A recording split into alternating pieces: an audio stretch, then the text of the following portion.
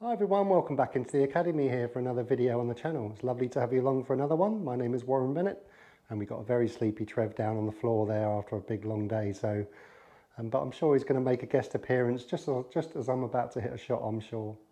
So every full swing video I talk about on the channel, I pretty much mention that our body is broken down into three parts in our swing. So we've got our legs, body and arms and hands. Now there are obviously more, but they're our main three. Now, I'm going to talk a little bit about each, but what's our most important area to play our most efficient and our most consistent? Because not all of us have the physical capabilities to be able to move these parts that the professionals do, or we don't have the inclination to kind of practice a lot to try and get out of our bad habits, or you're a once a week golfer and you just want something to be able to be a little bit more consistent, a little bit simpler as well. So I'm going to talk you through about all these areas, what we can do to improve them, and I'm going to tell you the most important area that I think for you to play your most consistent. So let me get on to it. Okay, so like I mentioned, legs, body, arms and hands. I'm going to start with the body. I'm not going to say that's the most important, but let's just say when we make our posture, you can see that my spine is at a slight incline, and what we're looking for, if I can put my club across my shoulders, we're looking for our shoulders to swing around 90 degrees of that. So a good little barometer is if you can do this exercise, hold the club into your shoulders, keep them there. At the top of the backswing, your shoulders should be under your chin a little bit, club should be pointing down, and then the follow through, you don't want to be lifting it up here. You want this right side, so the grip side up here, you want this now to be down. So you can see now my right shoulder is now under my chin, and then on the follow through, obviously it just comes up slightly. So it's a really good little exercise to do at home. So if you're a hooker of the ball, so you start the ball to the right and it goes right to left in the air and hooks too much, I would say you probably got too much tilt under. So I would say you really want to try and get this right side probably a little bit more over the top instead of under. See the difference there? So from the behind view, you'll see the grip go down too much and there's too much tilt there. Instead of, you want to get this grip going round a little bit more. Now, the majority of you guys are probably going to be a bit more left to right or a little bit more of a cutter and slice actions. So what I'd recommend just for this exercise is to make a backswing. So you're twisting your belly as well. Remember, we always talk about that coiling. So it's kind of pointing towards Trev there.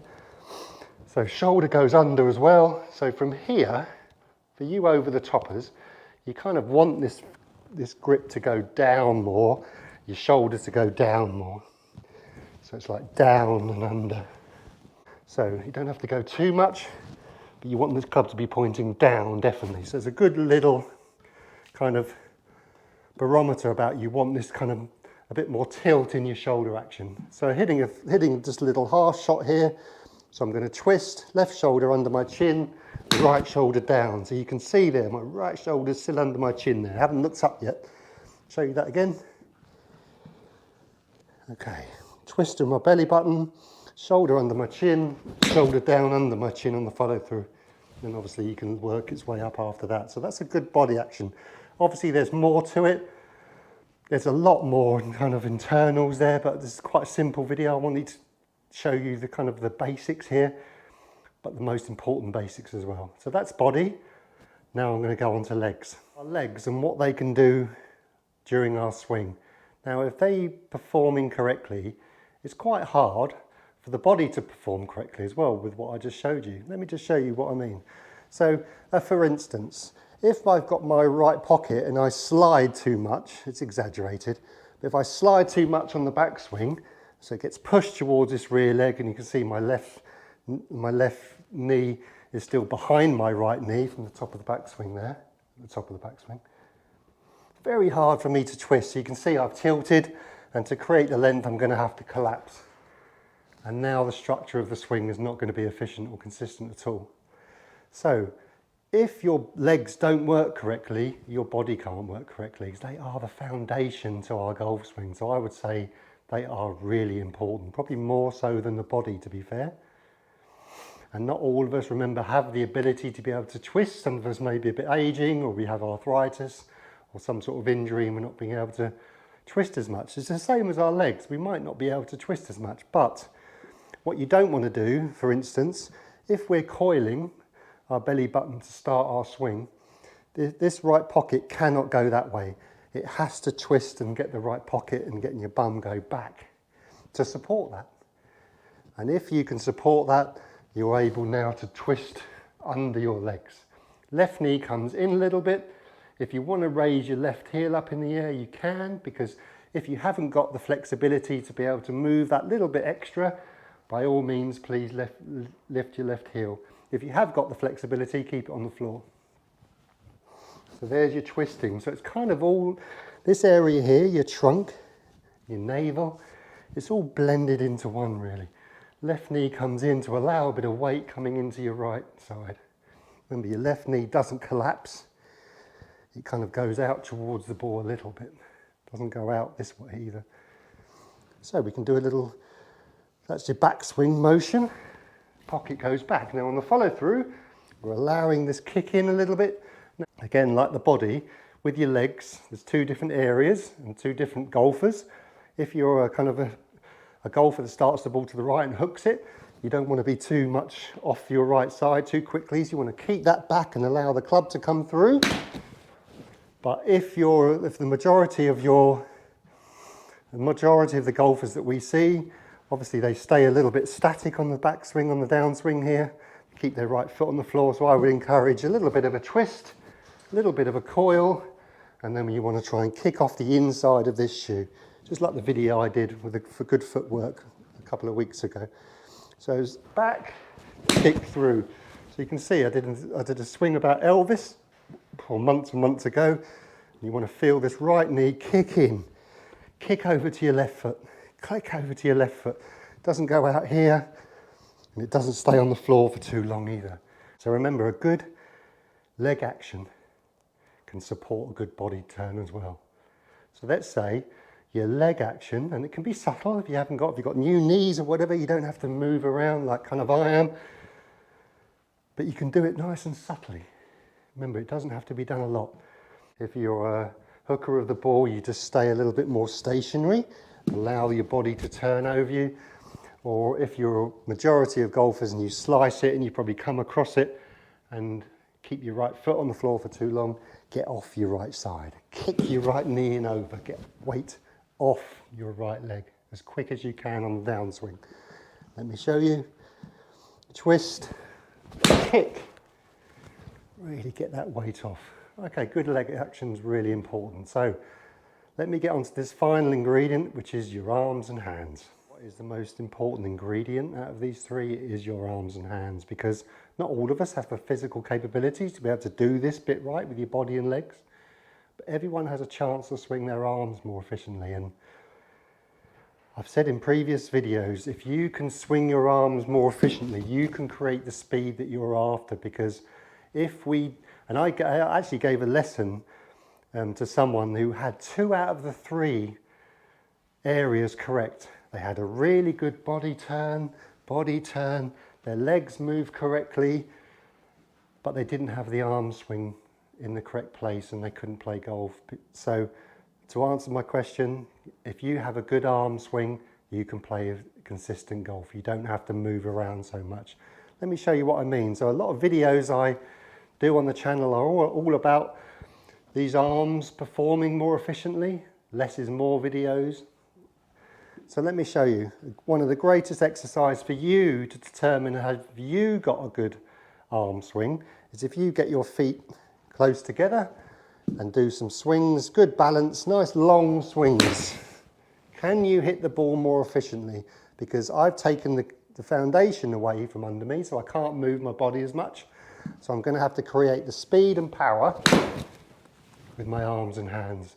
And remember what I said there, speed and power, right? Not so much power, because power does come from trunk, but I can create quite a lot of speed, thin that a little bit, with my hands and arms. Really important for me to do this and show you.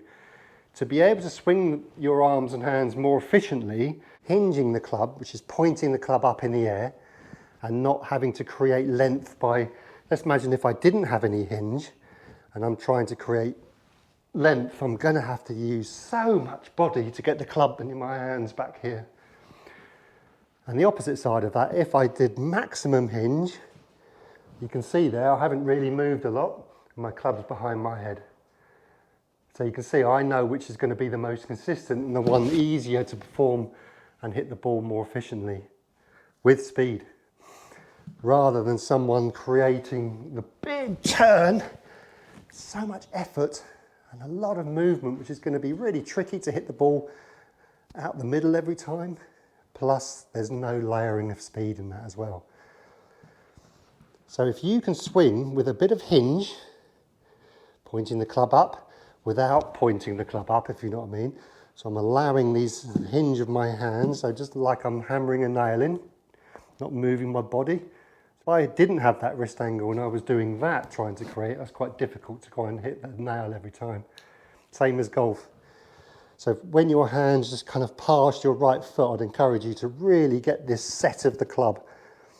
And then you can twist a little bit as well to introduce a little bit of coil.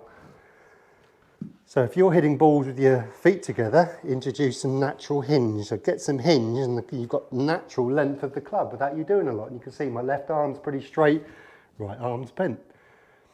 From here, now you've got what's called lag, because you've got angle. You can see the angle between my left arm and the club here. You've got that naturally built into the follow through, so you can just let it go. What I'm doing really here is hinging the club behind my head and unhinging it. Hinging it, unhinging it. And just like kind of folding really on the follow through. I'm not really allowing a lot to happen. I'm allowing the club just to pass me, and I'm allowing my right hand to release over. If you've got some physical incapabilities, swing the club more efficiently with your hands and arms. 60–70% is all done with the hands and arms, and the body kind of goes along for the ride. So it's a hinge, L shape, L shape. I haven't really kicked off yet. You can see I haven't really moved my body yet. So the trapdoor of this one is if you're just swinging the club more with your hands and arms, you cannot move your head off the ball. Because if I'm not moving a lot, but I move on the backswing and stay there, you can see what happened there. I hit way before the ball. So the secret to just swinging with your hands and arms only is keeping your head nice and still and not rocking it over to your right side too much. So nice and still, introduce some hinge, nice and light in the grip, and then you're able to kind of drop and release. Got to look at your three cogs. What is the most efficient way that you can layer either one of these to your golf swing? Have you got too much of a body orientated golf swing? If that's the case, feel like your body's not doing anything and your arms are doing everything. It might feel that way, but if you're just introducing a little bit more, it might kind of blend up those percentages, because you know, very rarely I'll see someone over-legging it. So I would say the majority of people are probably body orientated, because that's the easiest way to create power and feel that you're going to create power from there. So introduce that arm swing. You can swing with one hand, introducing just a swish, letting the club go heavy, because swinging with one hand, obviously it feels much heavier, so it allows your arms and hands to the club to swing around you instead of you trying to swing it. Left-handed swings, even better. I'm right-handed, so the left arm is a bit weaker, so the club is swinging me through. There's no excess movement, and that's the less is more feeling. Right, so thanks everyone. Thanks for stopping by the channel. Really appreciate everyone's support. Any questions, any comments, please leave below. I'll do my best to get back to everyone. Yeah, and from myself and Trev didn't get in the way this time. So until next Friday, I might every Tuesday try and pop another one in, any bonus videos, but it'll be definitely every Friday at 7 o'clock in the morning UK time. So have a great golfing week everyone, and I wish you well. See you next Friday. Cheerio.